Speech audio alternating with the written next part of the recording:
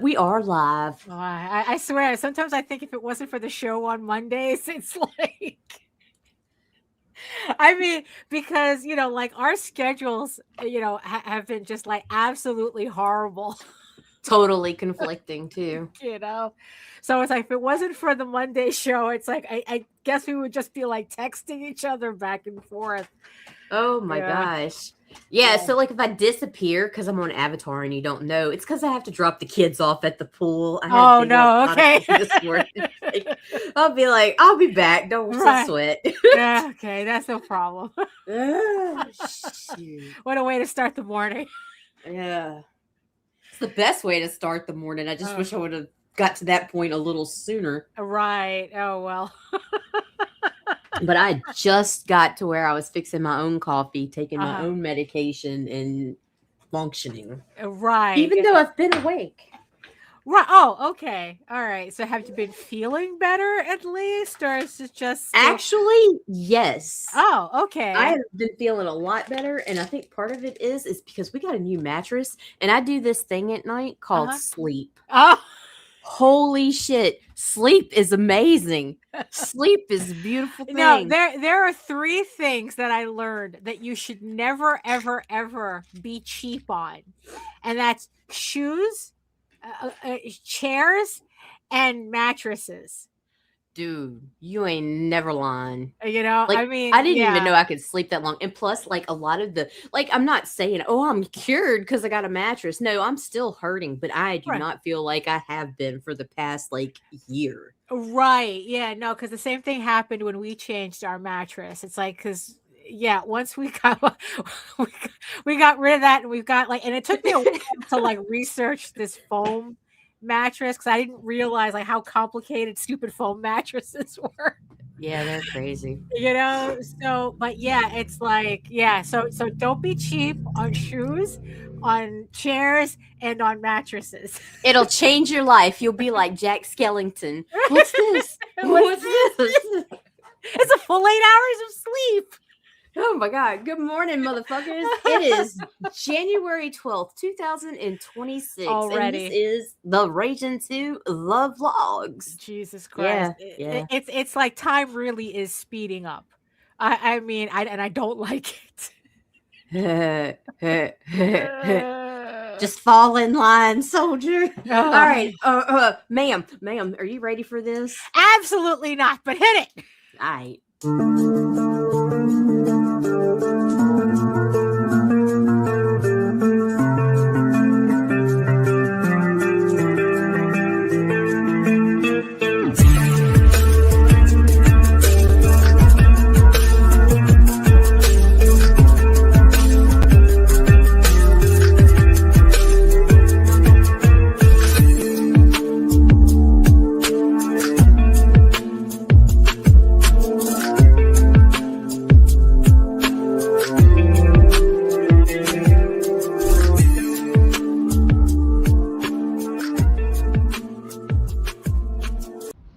Trigger warning, fuck you. Fuck you. Good morning, Daphne. Good morning, Nita. Good morning. And good morning, everybody, on this already mid-January week. Jesus Christ. So who's joining us today in the chat? We got, let's see who's all here. Okay, so we got Roll Lou, call. we got Seth, Rob, Melissa. Hello. My future baby mama. Oh, right.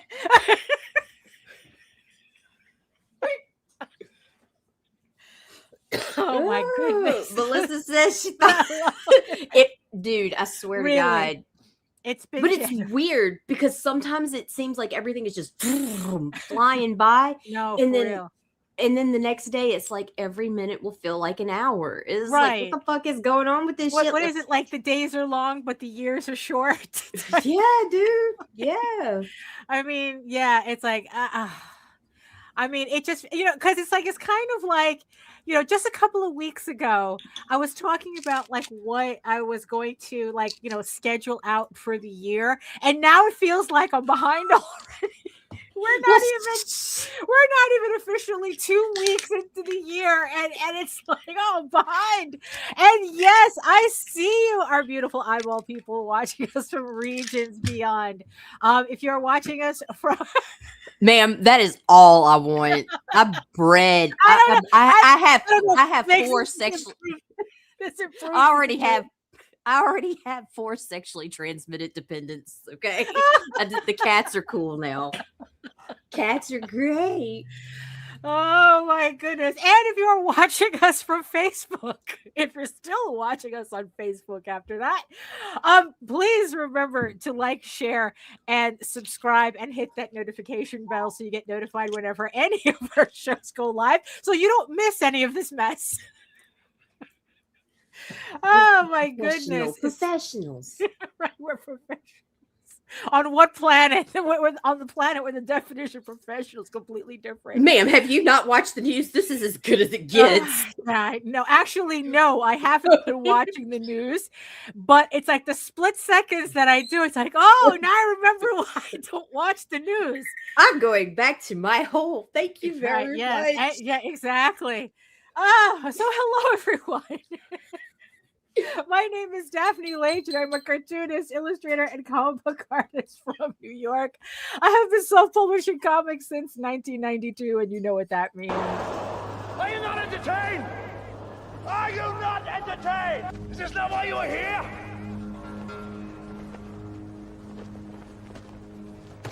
Oh my God. And I am the artist for the furry fantasy adventure Tall Tales and the creator of Eagle Raven, Heir of the First Unicorn, a medieval fantasy drama you can read online at eagleworks.com. That's EGOWOR. Would help if I spelled my own website properly. EGOWORKS.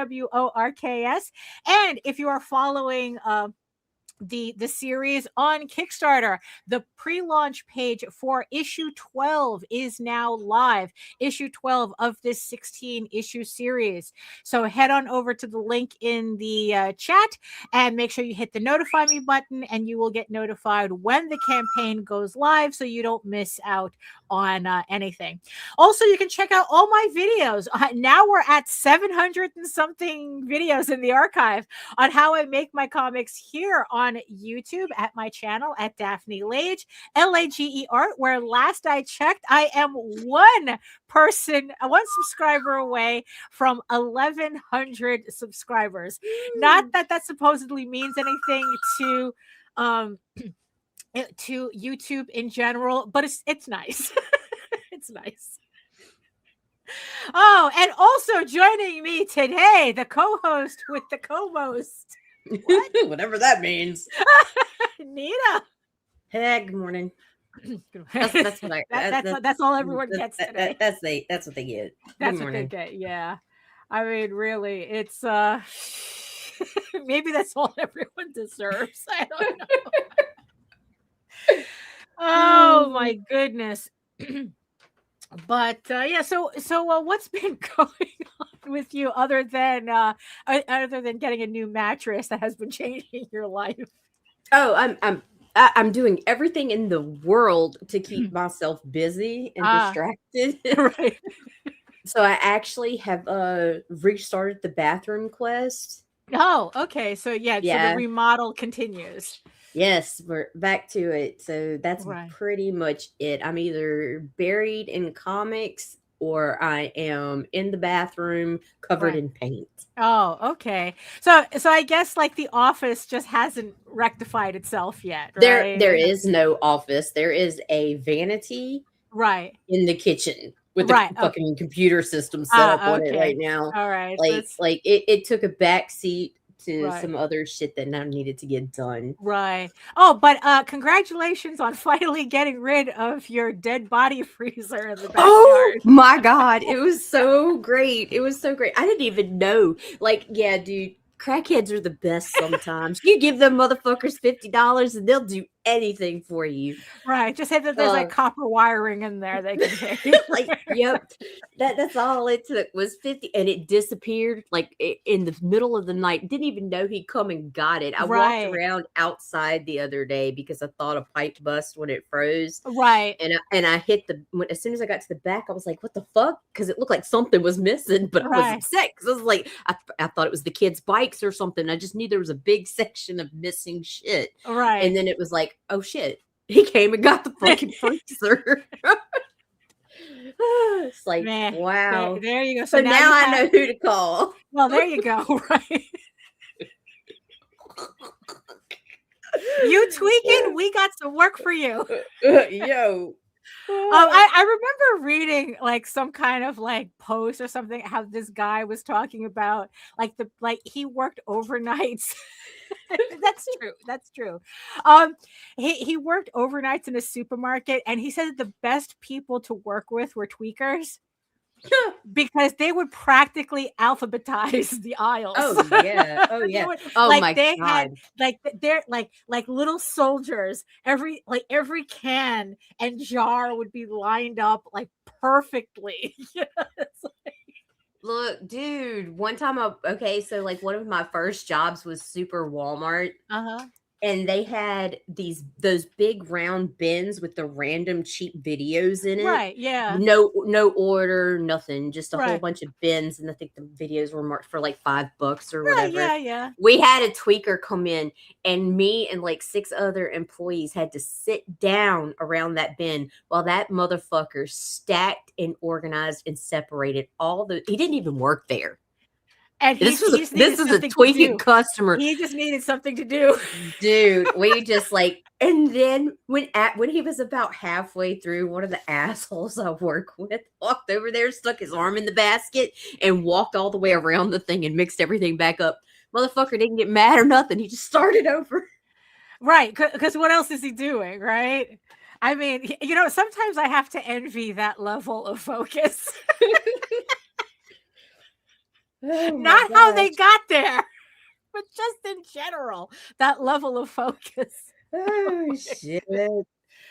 Oh my god. So what are you going to do with the empty space then? You're going to put more like raised beds or something? I'm going to surround my back patio with raised beds and put up like some rattan or bamboo or whatever it is, shade blockers to block off the townhouses behind us. Right. And I'm going to create my fucking pot smoking sanctuary on the back patio, my bird feeders and my goldfish pond. And yeah.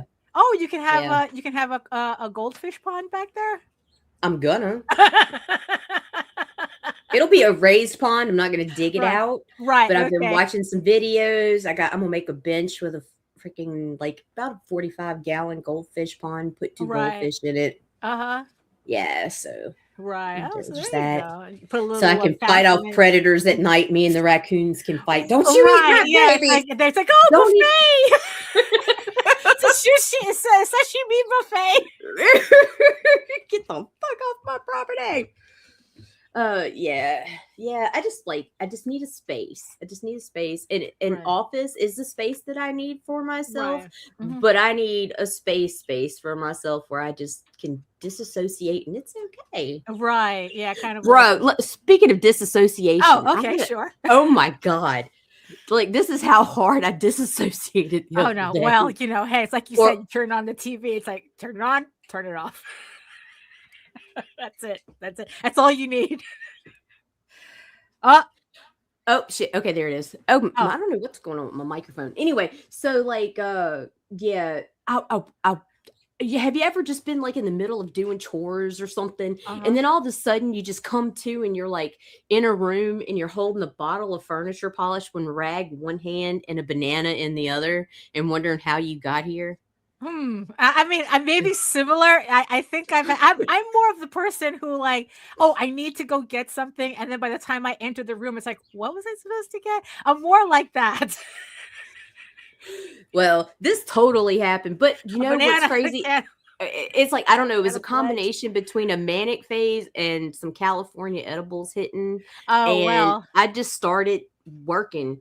And it was like, I hadn't been getting anything done, but this past weekend I I don't know how. Something came over me. I got up and I started moving. And once I did, I didn't stop. So what did you accomplish? And where did the banana come in? I'm still not sure why I was carrying the banana around. Maybe it was a snack. Maybe you meant to eat it. All I remember is I came into the kitchen to get furniture. Oh, no, wait. I came into the kitchen to wash a couple dishes because I was going to make a cup of coffee. The cup of coffee turned into the kids left dishes in the sink. So I started loading the dishwasher. When I was loading the dishwasher, I decided to run and go look for dishes. Well, then I found clothes on the bathroom floor. So I picked them up. It was one of them things. It was the ADHD train. Oh, right. And then it's like, oh, yeah, you look, and now it's like, now you're finding clothes and you're forgetting the dishes. And now there's a banana coming out of nowhere. The bench setup is only until I move them to my tank. There you go. It's really it's a grow out. Right.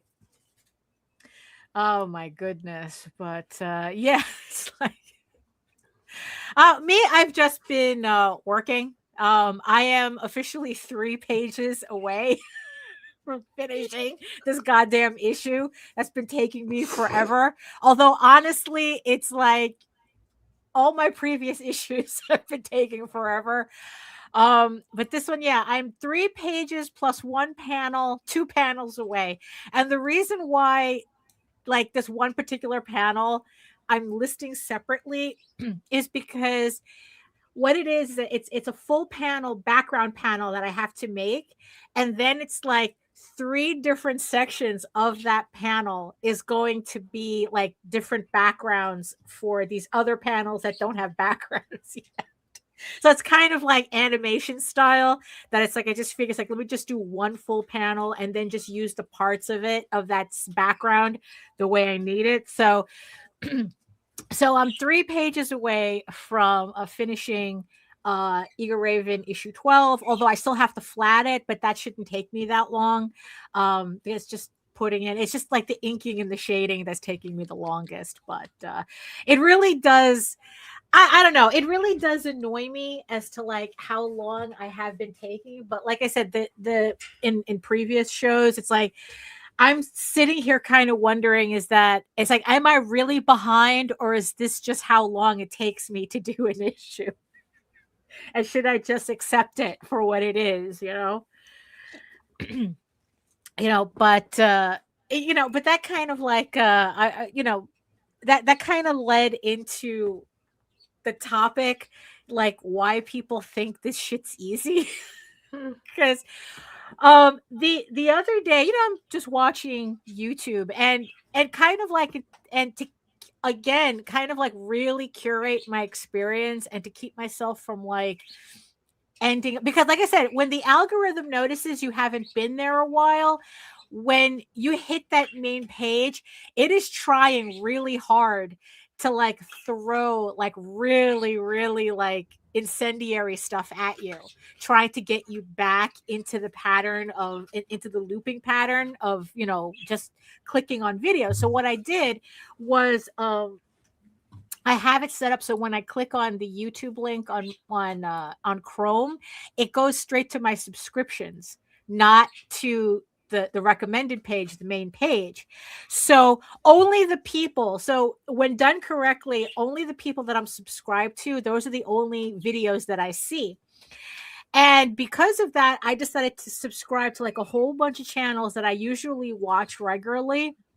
So I have this whole list of people, HR, and so that way I get as many people that I know I watch, in my subscription feed. But I ended up learning that for as many people as I follow, only very few of them actually make videos on a regular basis. And when I mean on a regular basis, I'm talking like at least once a week. Like, it's just kind of funny to like realize how many people like like they really don't make a lot of videos. And then like depending on the quality of the videos, like there are people who could have like really big channels with very few videos, or you end up like me where it's like you have over 700 videos but you only have a subscriber base of like almost 1100 people. So yeah, I've been getting like a big jump on my channel lately. I don't know what it is. Like I think maybe like the making sure that the titles actually match what we're talking about helps. But also like I was just playing around with more shorts lately. Like on my last 2 draw streams, I produced shorts from the video, and they seem to get a lot of traction. Like I have one video that's like within like an hour I had like 800 views. Oh yeah. But the funny thing is that I think like the way I made them, they don't technically count as short views. Like they're listed as shorts, but they don't count toward. I mean, yeah, I guess it's because they're like, I guess like a short only counts as if it's 30 seconds, and the ones that I've been putting up are like a minute or something, or a little over a minute. So I don't know. It was just annoying, but so weird. Yeah. But I have gotten like a jump in subscribers, but like in the end, it's like as much as I like to see that number go up, it's not really meaningful in terms of the algorithm, because what the algorithm wants to see is engagement, not subscribers. I'm stuck at 98. Must try harder. Hey Lou. So one of these stray videos that popped up, right? This girl that this woman, I call them girls because it's like they're all in their 20s, for fuck's sake. And we have vaginas too, so we allowed to do that. We're it's like, so these that's our word now. These Artist Alley. So this was one of like the Artist Alley girlies I used to watch, but I kind of stopped watching Artist Alley content. She's a 30-year-old mother of 4, but okay. Yeah, I know. But she's a girly. And she had posted about how she had been doing Artist Alleys, like anime shows and stuff since like 2018, I think. And then she like kind of like hit her peak during COVID, like most people. And then it's like just this last year, she had like her biggest, like con season yet. But she says it's like that she doesn't think that it's very sustainable, because of the fact that, these conventions are extremely hard to get into. There's a lot of competition to get into. If it's even competition, sometimes you're just up against a lottery and that's it. There is no competition, Right. And then it's like, she was talking about like how she started and blah, blah, blah, this whole thing, like 20 minutes of just like, okay, what the fuck are you going to announce? Right. Cause I was just watching just to have something in the background. And then she was talking about this whole thing about like, she doesn't want to like, it's like, oh, I don't want to be in my 50s and still be doing conventions, which always makes me go, fuck you, fuck you, fuck you, And, and she was talking about how she's, like going back, like she's kind of like going to be reducing her convention appearances. And it's like, and she's going to be working on her comic instead. Right. Which if it wasn't for the fact that all this girl did, like she said that she only started really drawing in 2015, and all her convention appearances have ever been is about t-shirts and tchotchkes, and like there's nothing up until this point that ever showed that she was leaning towards comics or doing comics, right? And then now all of a sudden, because she loves manga so much and loves watching anime, that now she's going to focus on doing a comic, and it's like, look, on one hand, I'm like going, okay, you go girl, do whatever the fuck, good luck, babe, type of thing, right? And then on the other hand, it's like, what is it with comics that makes people think that they could just jump into it and do it? Like it's not like some kind of like skill set that you have to learn. you know? That's like, oh, it's just all random pictures put together and you put like dialogue in it, it should be okay, right? You know, that type of thing. You know, like she's never even shown that she could even write a complete story. Like, like, you know, it's like that we were just talking on the previous shows about, you know, people who it's like they fart out an idea on the back of a napkin. It's like, oh, we got to get that issue 1 done. And then by issue 3, they're like, oh shit, I don't know where the story goes. And then they disappear, right? You know, so that's kind of like what I keep seeing, what I'm seeing with this girl that I'm watching. That's like, oh, I'm going to do a comic and blah, blah. And I was like, you know, like bitching about it to Jose. And he goes, how many subscribers does she have on YouTube? And I go, I don't know, like 3,000 or something. And I was like, what about TikTok? And I go, she has 7,000 subscribers. She'll be fine. You know, and that's what he said. It's like she can shit out whatever she wants. And she'll probably have enough people that'll buy it from her, regardless if it's garbage or not. You know, and it's like, and honestly, and in the end, I don't know which made me feel worse. You know, the fact that this girl's like going, I'm going to do a comic, you know, or the fact that because she built her audience, she has this unrelated audience, you know, it's like that it's like a comic, like she could have done anything. She could have just said, oh, I'm going to do crochet now, or I'm going to do, you know, and they would have bought it anyway. Because there was that thing that I was talking about a while ago where it's like, what a lot of creators forget is that nobody's buying, like people aren't really focused on your work. They're focused on you. And if you build a big enough audience, then any creative output that you do is more of a parasocial accessory rather than something they're actually interested in. So, which even then, when I first heard about that was like that whole concept, it was kind of like depressing. And I think like this just only, you know, kind of like hit it home that it's like, you know what, as much as it irritates me that this woman thinks that she could just, you know, string a couple of pretty pictures together and think that it requires her to become a skeleton that runs on spite and elder cars. Yes, no, it really feels like that a lot of the time.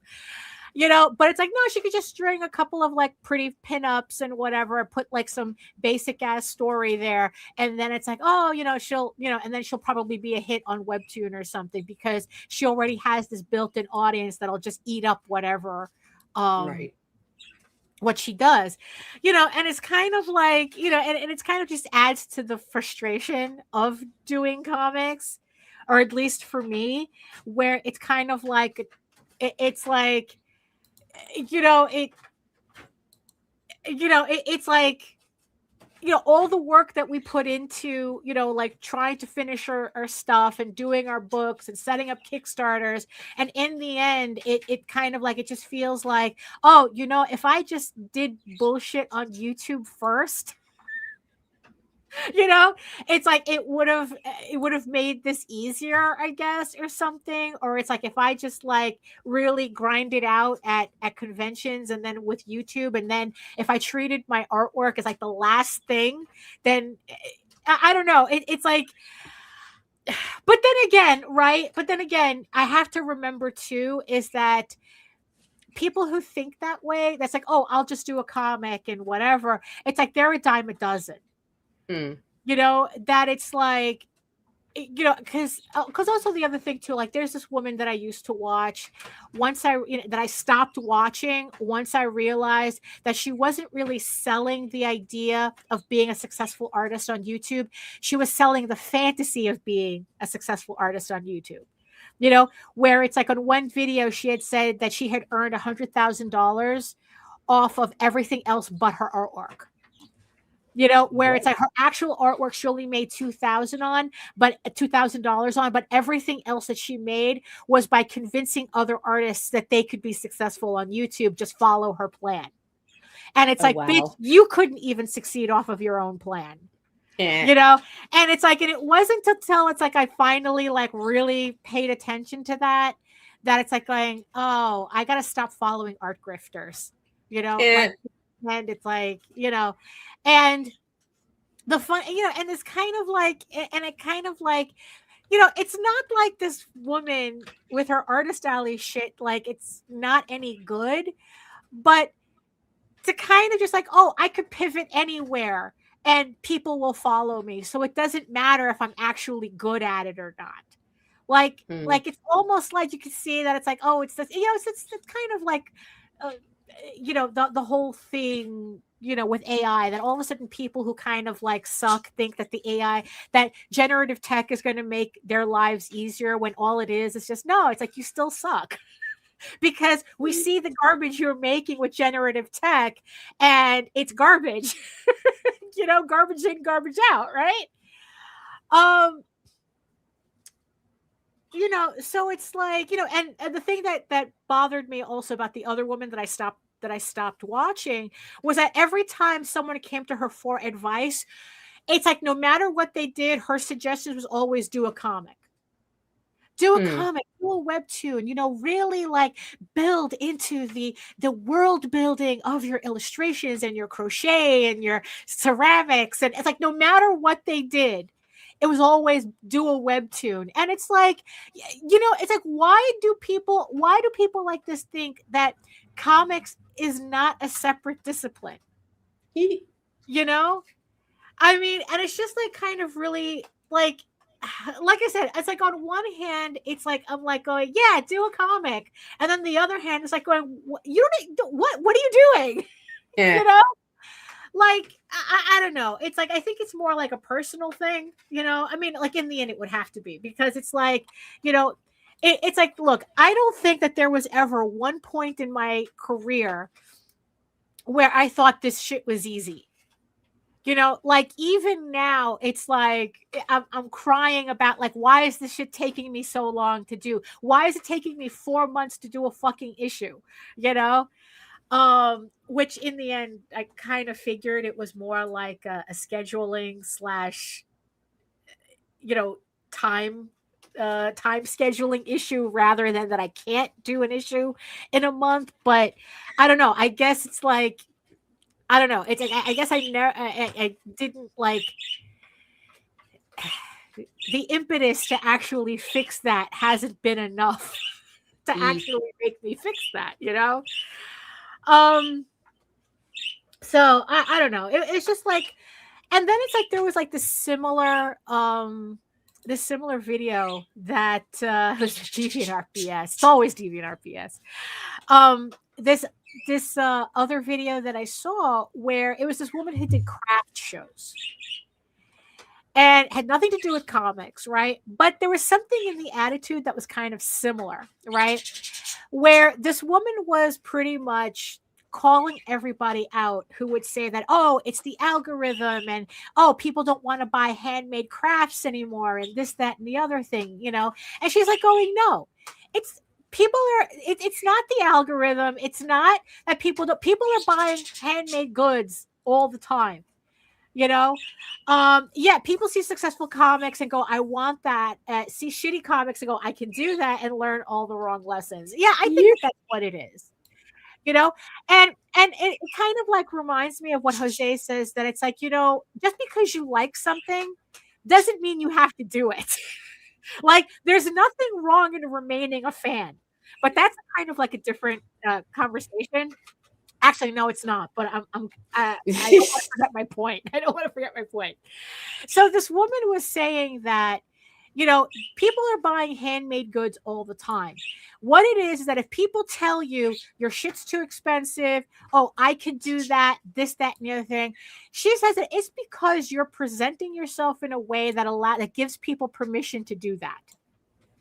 That it's kind of like victim blaming. It's like, oh, if you're struggling in a certain sphere where other people aren't, it's because you're the problem, not like an overreaching issue, right? It's kind of like, and it's kind of like, okay, how do I separate the two, right? Is it this really a me problem, or is this like an overarching thing, right?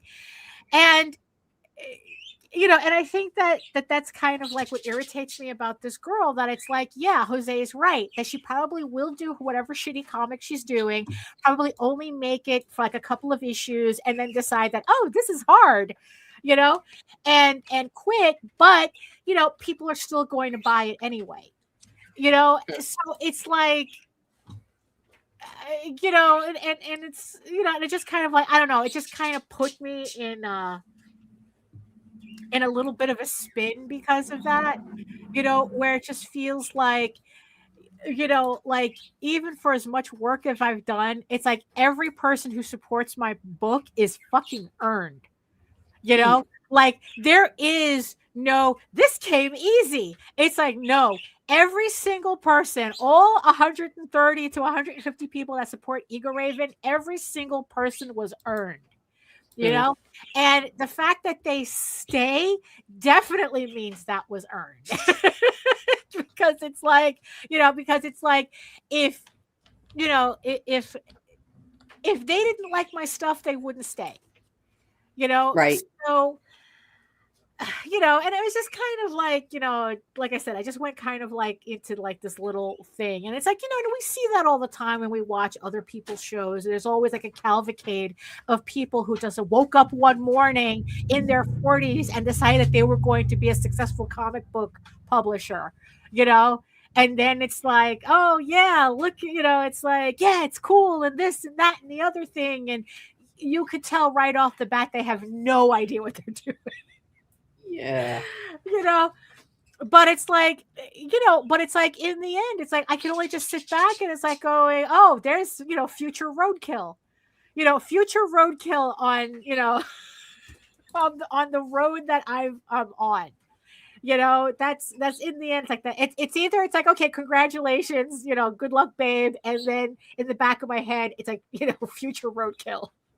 Eek. You'll be lucky if you make it past issue 3, So I don't know. It's like, maybe it's just me being cranky. Like we do. Yeah. It's like, I'm kind of, I'm just like going through the constant struggle of trying to finish my book. And then it's like some dumb bitch online going, oh, I'm going to do a comic.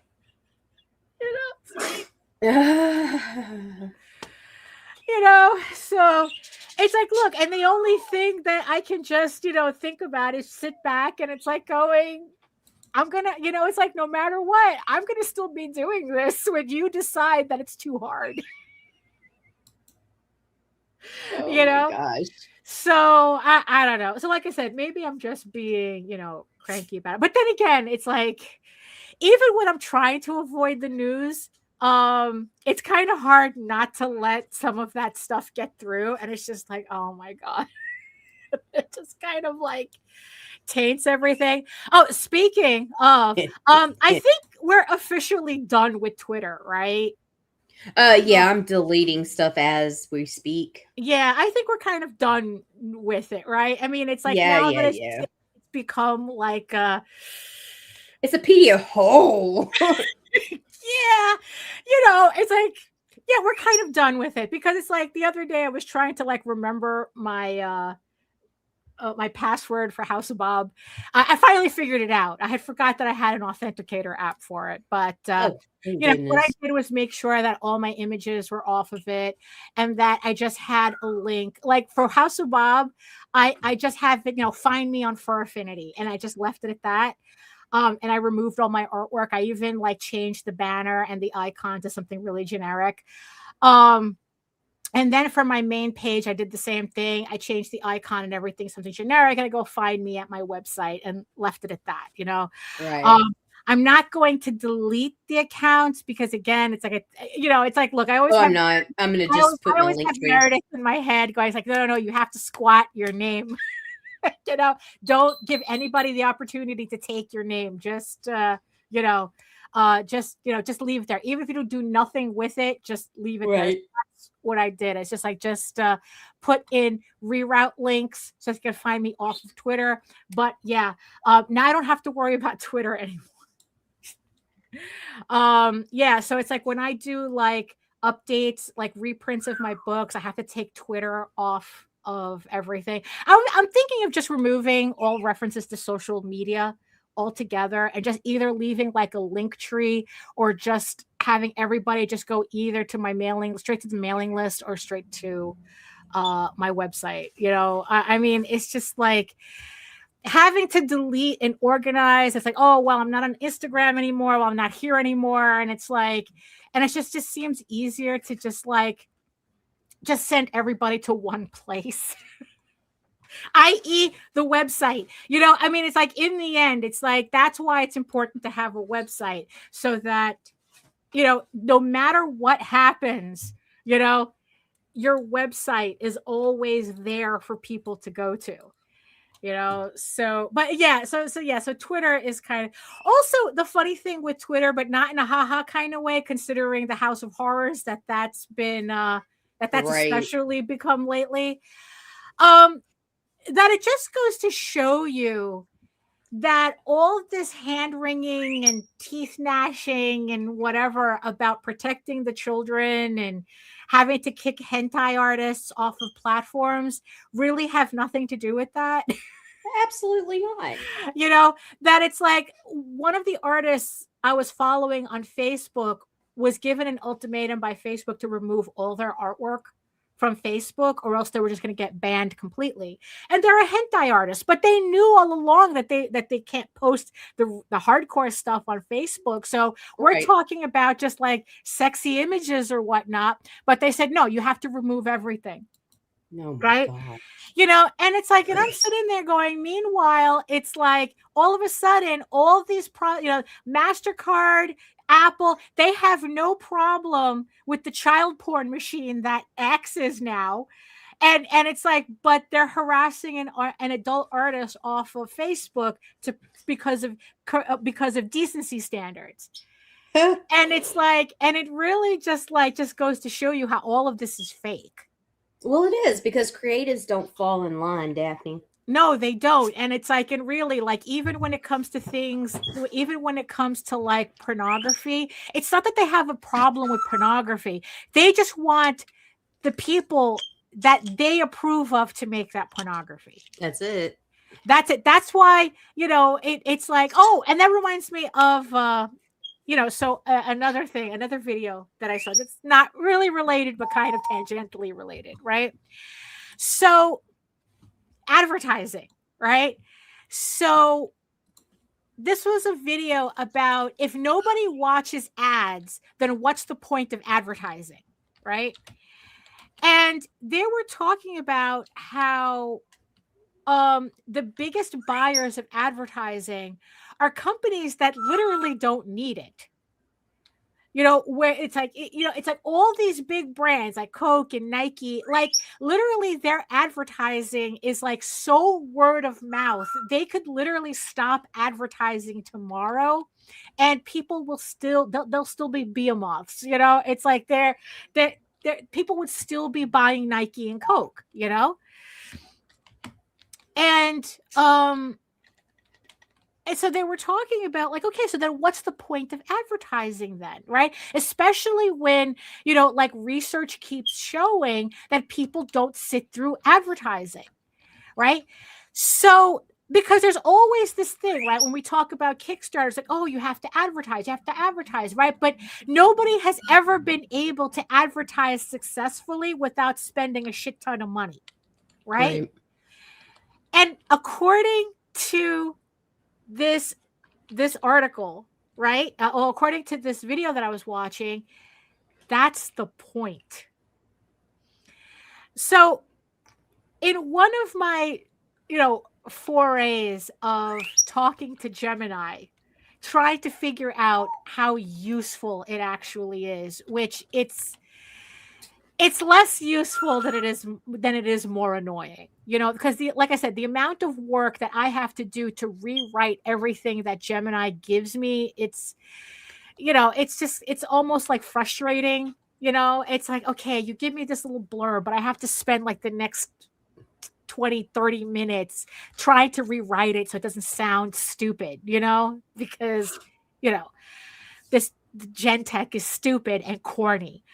So I remember asking it, Like, if I had a budget of $200 to spend on Facebook, how would I do a Facebook ad campaign? And the shit literally scolded me. Like, it's literally like Gemini is literally going, you're kidding me, right? $200 for an ad campaign on Facebook? Like, it's right. the equivalent to that. I'm convinced. Oh, go back to that. I'm convinced all my years in agency that advertising is just to keep rich executives rich. You're not that far off. Like, and then I asked, like, okay, so what do you recommend? Right? If I wanted to make 10K on Kickstarter, how much money in advertising do I have to spend to make that 10K? 8K. Well, it would feel like Gemini says you have to spend at least $2,000 for every 10K you want to make on Kickstarter. And I go, bitch, if I had 2K just lying around, I wouldn't be spending it on Facebook ads. Right? So, she I have a love-hate relationship. No, it's not even a love-hate relationship. It's kind of like an annoying, like, oh, fuck you again. It's that cousin that keeps showing up to the house without, like, oh, fuck. Everything is full of shit, Mark. Everything. Yeah. So it's like, and then it's like I remember, like, this guy who would talk about, that he buys Facebook ads and it always worked for him and he did really well on Kickstarter until he revealed that in 1 year he spent $24,000 on ads on Facebook. And it's like, again, fuck you. So again, going back to this video, if nobody looks at ads, right? Oh, and also before I get to the reveal, right? There was also this other thing, right? Where it's like the more ads people see, the less likely they were to buy a product. But if you did not play your ads enough, nobody saw the ads. So there's like this sliver of threshold that your ad would have to meet for people to see it and say, I want that. But most of the time, when you run ads, they either don't see it because it doesn't run enough, because guess what? You're not spending enough money. Or if they see it too much, they just block you. And we've spoken about this before, that it's like, if I just keep seeing the same ads over and over again, I just block the person until like after that campaign is done. And if I just actually I run a Chrome extension that just blocks all ads on Facebook altogether, so I don't see anybody anymore. So the big reveal of this video was that if nobody sees ads, if nobody watches ads, and nobody reacts to ads, then what's the point of them? And the point of them is that these companies buy ads for the sole purpose of making them incredibly expensive so that no competitor can get a foothold in the market. That's the purpose of advertising. It's not really to sell you stuff. It's to keep competitors away from you. It's to keep competitors from showing their products. It's kind of like the whole thing as to like why Marvel and DC, like they do like 10 different versions of X-Men and Batman. Like Batman has like 17 different books. Spider-Man has like 87 different books. Like how can there be that? Why are they making that many books? And, it has nothing to do with the quality of the book. It has everything to do with pushing out extra space from comic book stores so that other companies cannot have space. They don't have the space to compete, because a comic book store would rather have 37 Spider-Mans than 37 independent comics. So it's kind of like that. It's kind of like that similar tactic. What they're doing is that they're flooding the market with advertising so that you don't see anything else. So if you want advertising to be effective, you have to spend significant money to work through that noise. But it's made expensive on purpose. So it's like that's also another that's also like the other thing that made me go marketing's bullshit. Because it's like I am not going to give Facebook $2,000 just in the hopes that like 10 of the right people will see my ad and go to my Kickstarter and spend money there. And that's also the thing too. It's like also the other thing that I read, that it's like for every 10,000 subscribers that a YouTube channel has, you'll be lucky if 100 people are actually active on your channel. So which means that at 1,000, so at like even like at 1,000 subscribers to my channel, I'm lucky if I have like 10 people who watch regularly. Right. And even then it's like even more if they like engage with the video somehow, like either they're in the comments or they're, like they're posting comments or they're in the chat during the live or something, or it's like, so I mean, it was just kind of like depressing, that just to kind of like, wow, it's like everything is purposefully stacked against us. And it's like the amount of work that we have to do to like stand out that has nothing to do with the work that we're doing. It's like, like on one hand, I get it. The algorithm is people. But on the other hand, it's like, you know what? I see what those people buy and I'm not interested. It's like, it's kind of like, on one hand, it's like how you present yourself, that's part of the equation as to whether like people like you enough or attached to you enough that they want to like buy your stuff. But at the same time, it's like the stuff should be able to talk on its own. The stuff, like whatever book that you're selling, should be able to like I don't know, maybe I'm just weird where it's like, you know what, I don't need you to put out like tons of advertising. I just need the advertising enough to tell me that it exists, and then I can know immediately whether I want it or not. I don't need you to tell me anything about it. I don't need to hear your pitch. It's like I can see it right here. I want it, so I'm just going to buy it. Like you don't need to convince me of anything. Right? And it's like, and I think like that's kind of like the part that I kind of have a problem with, like that it's like it always sounds like it's not about like making sure your audience, the people who your potential audience sees you, but like, why do I have to convince you of anything? Like, you should know immediately whether this is something you want or not, right? I shouldn't have to be here singing and dancing or whatever the fuck the kids are doing, or, like rage baiting or whatnot, just to fake engagement, just to get you to buy a comic. Like, I don't know, like it sounds like really backwards. It sounds like really weird. It's like, that's why in the end, it's like I just settled down to like it's like, you know what, all I want to do is just finish my series and that's it. However this goes, it goes. But it's like this whole like, activation and this, that, and the other thing, and it's like, oh, how do we activate our audience? It's like, if your audience is interested, they're already active. You don't have to, if they're already interested in what you're doing, you don't have to convince them of anything. So that was just like, like a couple, but like, and in the end, it's like, but conversely, you have this woman. It's like, oh, I've never done comics before, but but hey, it's like, I'm going to do a comic and I know that my audience is going to buy it regardless, because it could have been anything,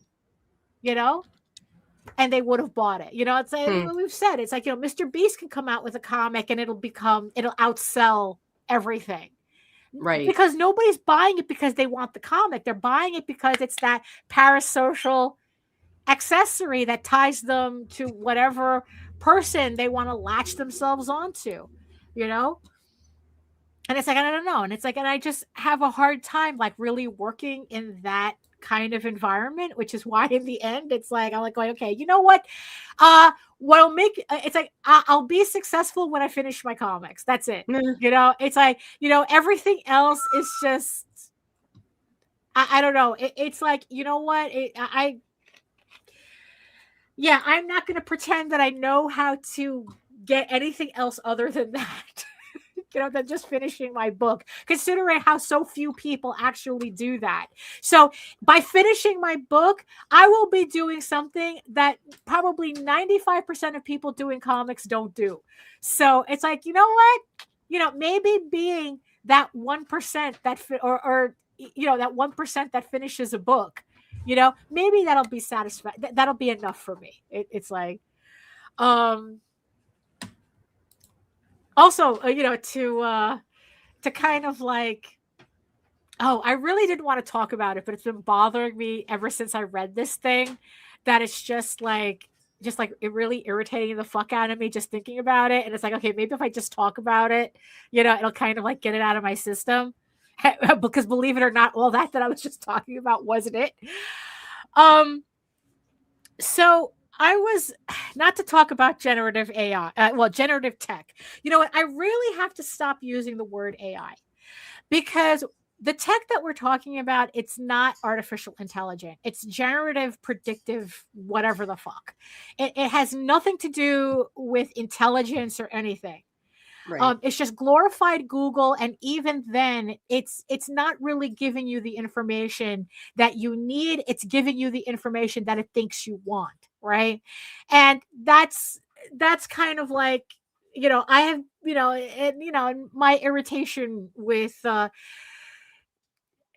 Gemini and trying to give me anything of actual value is like the amount of work I have to put into it to get what little I could use is just incredibly frustrating, which is why I can go like long time, like okay, I'll have this novelty right for a couple of days, and then it's like I won't use it for a couple of months, because it's like, why? You're not really giving me of anything of use, right? Of actual use. So, you know, and the thing is, that's like, and I get, you know, and then I get kind of like really tired of people going, oh, it's the future, it's the future, it's the future. It's like, no, it's not the future. You know, this is the garbage now. This is garbage now. This is not the future. This is garbage now. And I came across this article talking about what I pretty much suspected, that there is, like with everything, there is a gender divide between people who use generative tech and people who don't, the adopters and the people who decides like, you know, I'm going to chill on this for a while. And there was an article saying that, no, you're not seeing things. There really is a split, that if women are less likely to adapt to generative tech than men are. In fact, according to Harvard Business School, about 18 studies done by Harvard, women have a 22% lower odds of using generative tech than men do, both at work and in everyday life. And this pattern holds across all countries, sectors, occupations, and tools. So no matter where you are, women are less likely to use it. And of course, you know, people are saying it's like, oh, that's because women are stupid and they don't know technology. They're not familiar with technology, right? But that's the stupid answer, because that's not the answer. Let's see, it's like, you know, and, you know, because we're talking about, you know, when it comes to a lot of these tech companies, there's like not even 10% of the people developing these technologies are women. Very few of them ever make it to the higher echelons of those companies. So it's predominantly men creating technology that pretty much steals from everybody. So it's like, and so the thing about the discrepancy, it's like, okay, so what's causing women to not adapt to this technology the way men are? And there are some other studies that kind of say, like what the real answer is, other than, oh, maybe just chicks don't dig tech,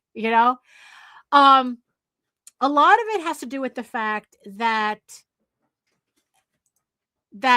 like, as one other study said, that men are more likely to be very happy to offload thinking processes to a machine than women are. I mean, the joke is kind of like when these tech bros started coming out and building new technologies, it wasn't a coincidence that most of these technologies were based upon repeating, kind of like recreating what their mothers used to do for them. And this is just just another side of that, where it's like a lot, especially when the pet peeve that I have most about using Gen Tech is how the thing keeps insisting on flattering me at every fucking corner. I can come up with the most basic ass question, oh, tell me, how coffee is grown. And it's like, oh, what a brilliant question. And then it's like, bro, I'm just asking you a question. You don't need to suck my dick. Just answer my question. And this is like my experience with using Copilot is the worst of that one. It's like, oh my God, it's like, you have such, brilliant analysis skills. And it's like, yeah, I have to, because you keep giving me the wrong answer on everything. So so it's like, it's part of that where it's like, so this other study was saying that, like, women are more suspicious of this technology because of the fact that it's over flattering, and also we recognize more the societal impacts of tech, while men are less likely to care about that. That's like, they just want the convenience of what the tech can give them, and they don't really care about the societal impact. I mean, it's the reason why we still, to this day, 5 years in, we're still having this conversation as to why artists are not adapting to this, because it's built on stolen content that was used to train without our permission and our consent. So it's like, yeah, we're not going to use it until that gets settled. And even then, there's no reason for us to use it. Right? But people will still argue up and down. It's like, oh, artists are being left behind. And I'm going, left behind where? Left behind where? It's like, what? It's like, so you could stick your art into the child porn machine and then maybe get a half decent animation. I mean, for that only lasts like 15 seconds. I mean, it's like, what am I being left behind? It's like, where am I being left behind? So, so I'm reading all these other things, right? And then I get to the part that really pissed me off. The only good thing about generative searches is inadvertently teaching people science work because of how much you have to research references. Yeah, really, because you can't take that shit for at face value. Because it'll make shit up. And I've had it make shit up, and it had me on wild goose chases until I found the actual information that I needed. And then when you go back to tell the stupid thing, you got this wrong, right? And the shit will literally go, oh, you're right. I got this completely wrong. And it's like, you stupid machine, you have no right to be wrong. You're a machine.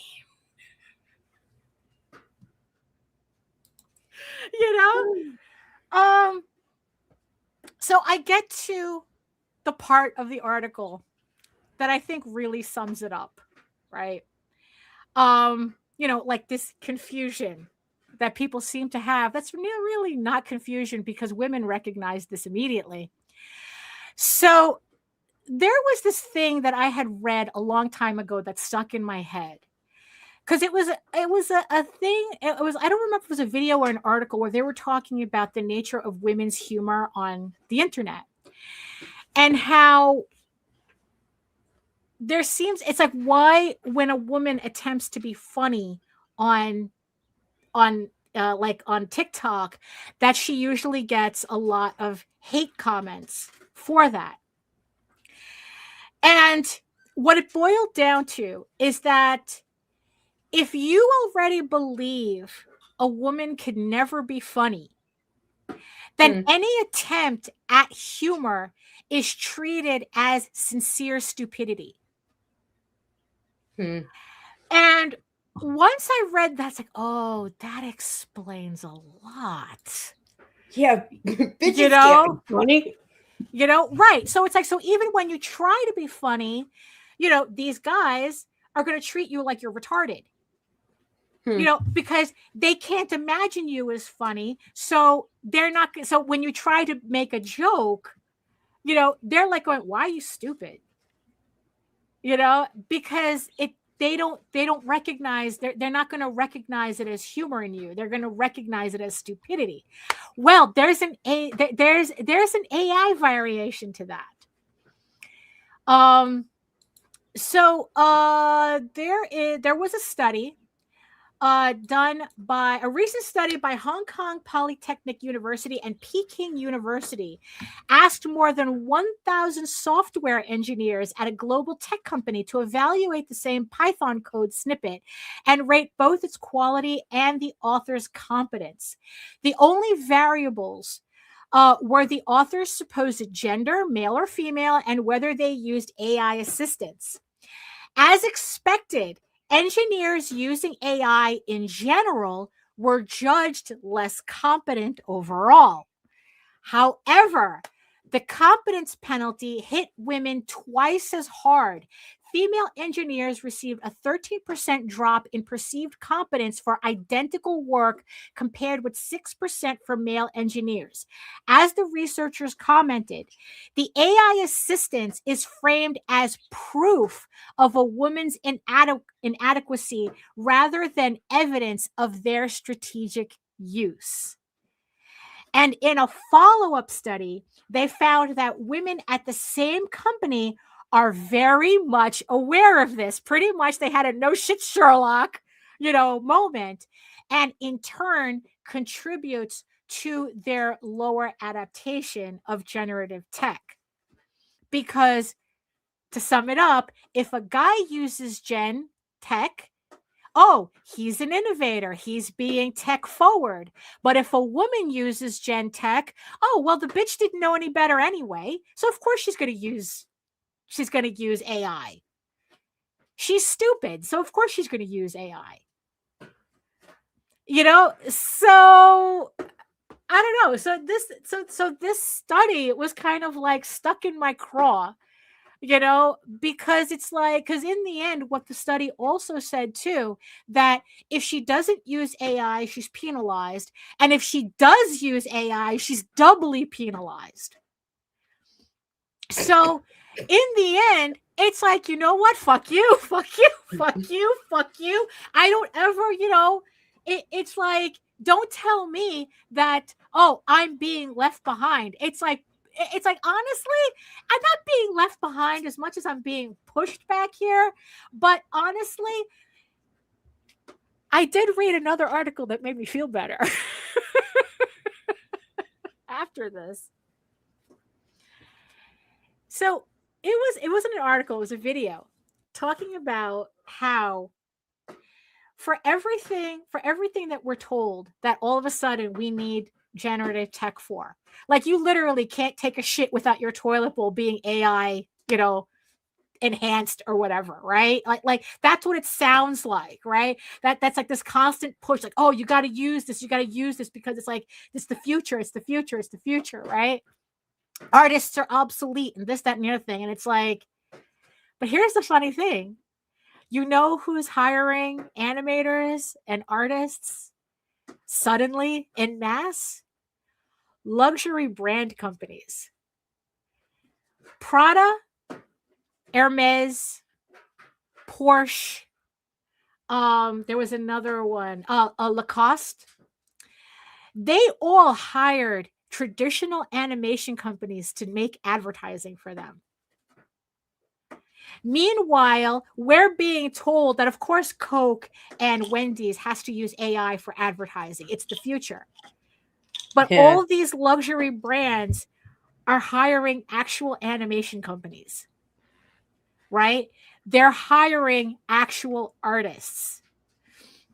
And it's this thing that I have been I've been saying since the beginning of this shit, where it's like, oh, artists are, going to be obsolete and blah, blah, blah. And it's like, no, artists are going to become even more valuable the more generative technology is forced onto the people. And I'm going to call it that. It's being forced onto us, because if it was that great of a technology, we would be using it of our own free will.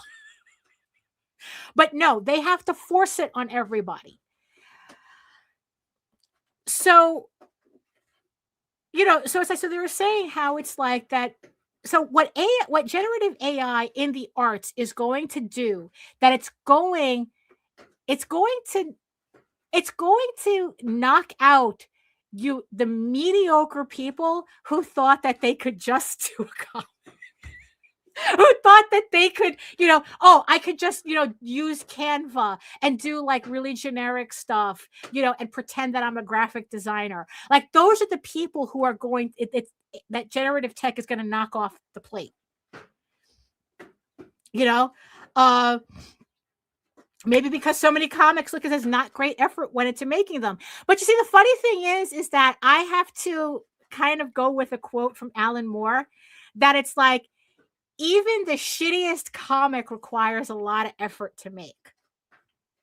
So the fact that even shitty comics gets made is more of a testament to like the brute force you sometimes have to do to get a comic finished, because most people don't even get that far. Right. Coke spent all the money stealing the ad slots. They had none left for artists and animators. Right. Yeah, exactly. But that's okay. They all got hired by Hermes. It's kind of like how Disney as a company thought that they didn't need Imagineers anymore. That, they're like, oh, we'll just get like, I don't know, some guys from Vegas to design shit, to just plop into the hotels or whatever. And then what happened? It's like Universal came up and snatched up all the engineers. So now if you actually want to see innovation in theme park design, you have to go to Universal, not to Disney. And that's the same thing that's happening. So it's like, so you have all the luxury brands. So what is happening is that we're seeing Gen Tech being used as the new divide for class war.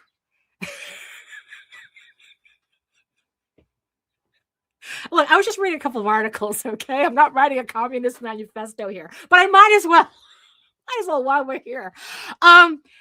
So the poors are going to get AI art, while the wealthy will get actual artists. And when the wealthy when like, what is it? Like 10% of the population accounts for 60 to 80% of the consumption, right? Whatever the wealthy wants, the wealthy gets. And if the wealthy, they want artists, they will get artists. But they're not going to, they're not hiring the AI companies. They're not hiring some schmuck who can prompt. They're hiring, it's like, we need to see your skill level. Like, skill in what you do is going to be even more important as this tech gets forced onto us. And especially, and it's like I said, it's like, according, to that study, it's like, especially if you're a woman, it's like, it's damned if you do, damned if you don't, but doubly damned if you don't, if you use the tech. because we still live in a society. I don't know. I you know what? I think I just turned everybody off by talking about this, but it was just like been bothering me for so long. Where it's, but it's like, yeah. So it's so Nita had to go to the bathroom. So so it's so it's like, I don't know. So it's like, yeah. So it's like, you know what? My definition of success in comics, I guess, in the end, boils down to me finishing my series, both of them, me finishing Eagle Raven, me finishing Tall Tales, and just kind of like leaving it at that and not worrying about what everyone else is doing in this space because I mentally can't handle it. Right.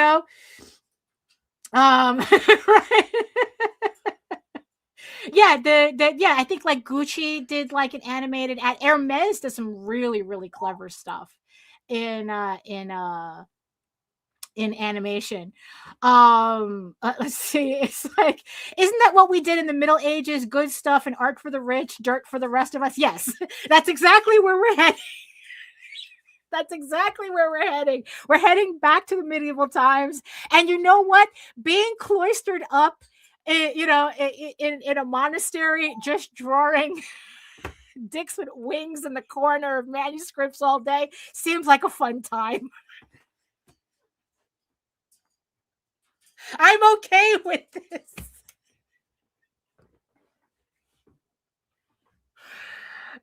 But it's like, yeah, it's like, so it's like skill. Oh, because that was also another article that I read, that it was like the future of graphic design, where the people who are really going to succeed as this tech, no kidding, HR, no kidding, that the people who are really going to succeed in this time of this forced technology are people who will still be able to translate. I mean, they're saying that as graphic designers, yeah, you're still going to have to take shit made by AI, but where you're going to shine is being able to take that garbage that the machine gives you and being able to translate that into something that a human made. So editors, so it's like when it comes to text, how you edit AI text, that's going to be the new skill of the future. Taking AI artwork and being able to actually force it to look human, or redoing it to make it look human, like that's going to be the skill of the future. The days of you being able to sit back and choose some clip art in Canva and put shit together, it's like that's going to be over, because it's like that's what the tech does already. Whatever bullshit you're doing, the tech can do. Now your job is to make it human. And if you don't know how to edit, if you don't have the skill to massage this into something that looks human and not generative, you're the ones who are going to be left behind. So it's like, so even with all this talk about, Gen AI, it's gonna take over everything. It's like, no, it's not. It's going to scrape off the mediocre. And those are the people who have to be worried about this shit. Lou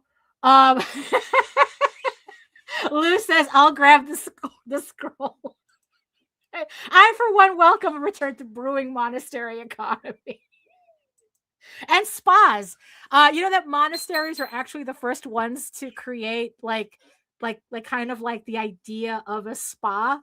So it's like, so yeah, so we can do beer, we can make beer, run spas, and do scroll work in the future.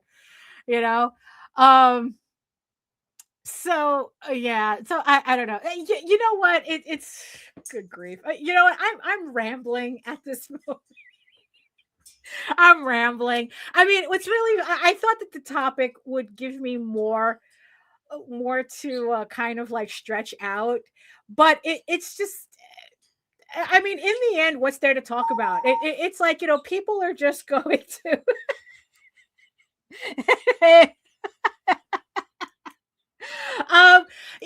it's like, when it all boils down, but I think that this is also part of the thing, with like why people just look at comics as something that's easy. They've never done it before. And it's just like, look, it's just Dunning-Kruger effect. That's why most people don't make it to the other side. And what's funny is that thanks to generative tech and people think it's like, oh, being an artist is easy. No, you're not doing anything. You're just typing and just using whatever bullshit the computer is giving you, so on one hand, yeah, it's like going back to Charles Santino's comment, maybe because so many comics look as if not great effort went into making them. And it's like, yeah, but it's like, it's misleading. It's like, even, I mean, because you got to remember, it's like the number one, like, no, it's not the number one. Number one is Transformers, I think, the most funded comic on Kickstarter. Like, number 5 is Order of the Stick. It's like, it's literally a comic made out of stick figures. I mean, so it's like, I don't want to completely dismiss that it's like, well, they look crappy enough. Which again, like, makes people think it's a lot easier than it really is. I mean, like, Order of the Stick, if when it doesn't have an art, it has to make up in storytelling, or else it wouldn't have made several $1 million on Kickstarter. And it's like, and that's, and people find out very easily that it's not easy, which is also the reason why, when I hear, when I hear that, that people think that, that, oh, they want to do comics for the first time, but they don't know where to start. Like, I tell them, do a zine. Right? So do a zine, because a zine is pretty much the same thing as a comic. It requires the same amount of effort. But the thing is, though, it's like, you don't need to be perfect with it. Like, it allows you, it gives you a lot of room for experimentation that maybe like a more traditional comic wouldn't allow for you. Because yeah, it's like, when we put out a comic, people like expect a certain level of professionalism in a comic for it to look a certain way and read a certain way, but a zine is a zine. And it's like, and if you can make a zine, maybe you could make a comic, but how about doing some zines first? And that's also another trend in graphic design too, that's happening. That's like counter to the whole generative tech, is zine is like things that, like, advertising that look like zines, that they look like they were handmade, that they're going back to hand pasting lettering. Trying to really give it that handmade look, very layered, very textured, because Gen Tech can't do that.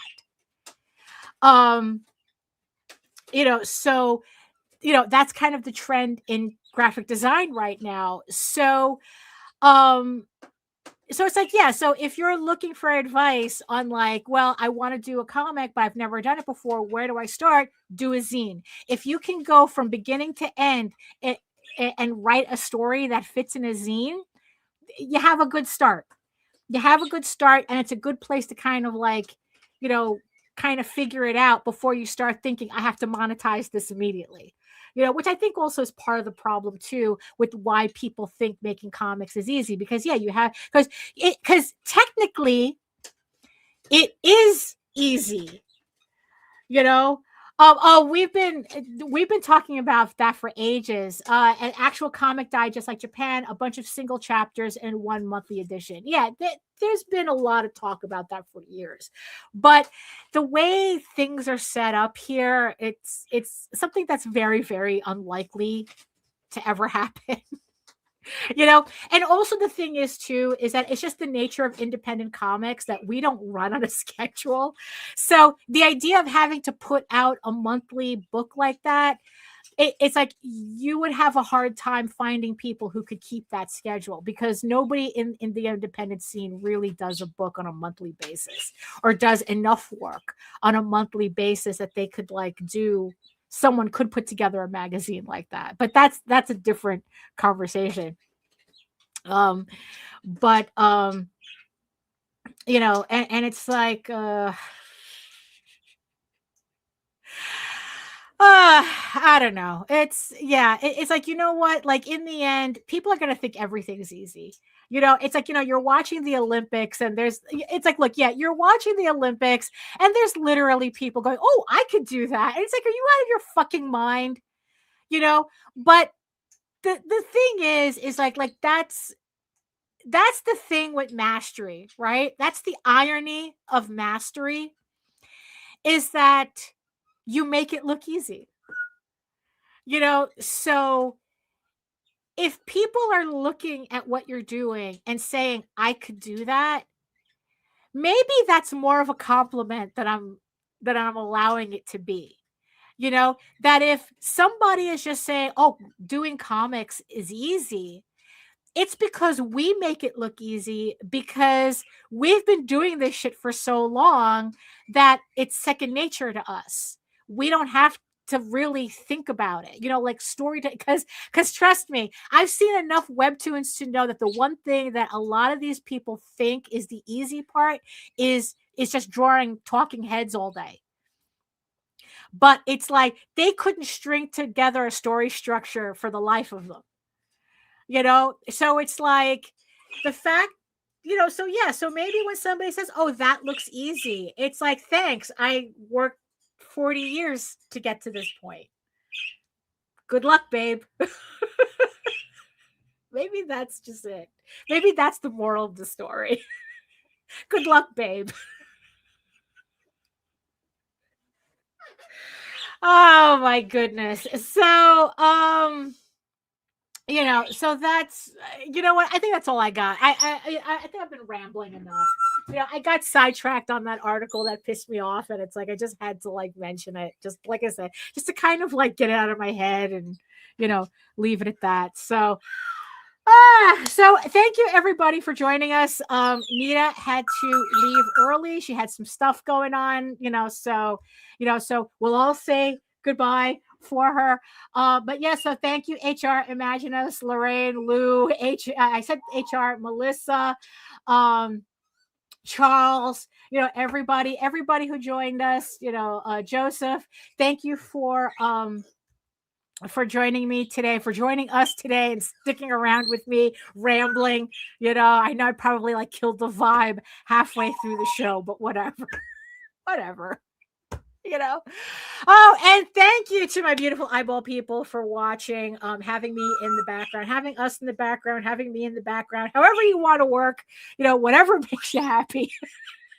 You know, like I said, you could be listening to Spotify as it tries to force Drake songs on you, or you could be just listening to me bitching about shit, you know, whatever it is that comes to mind, you know. I mean, really, that's what happens sometimes. So where am I? Where's my stuff? So yeah, so thank you so much for sticking around, for listening, for hanging out with me.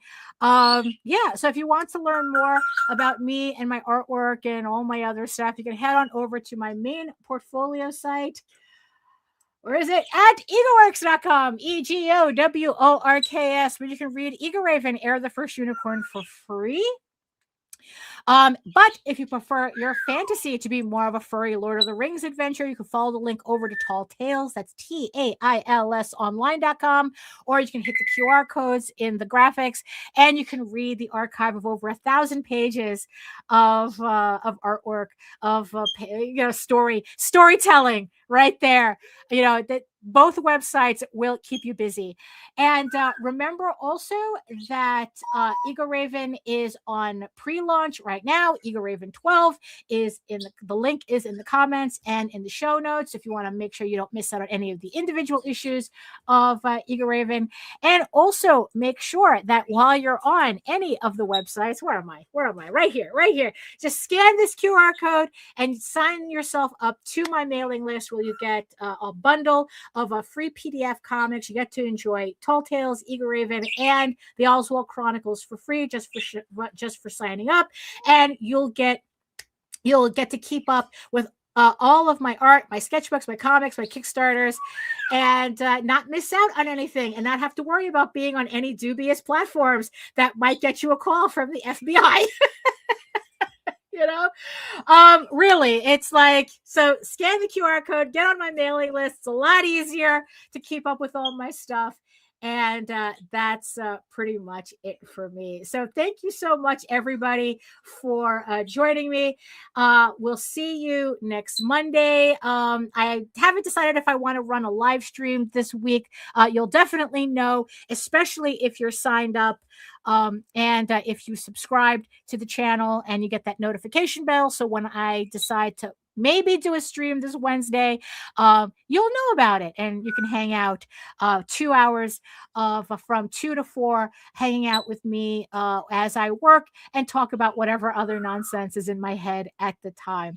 So thank you so much again. And in the words of the ancients, eat your food, moisturize, mind your business, and do the work. Because when you actually do the work, you never have to fake any of your accomplishments. Thank you so much again, and we'll see you next time.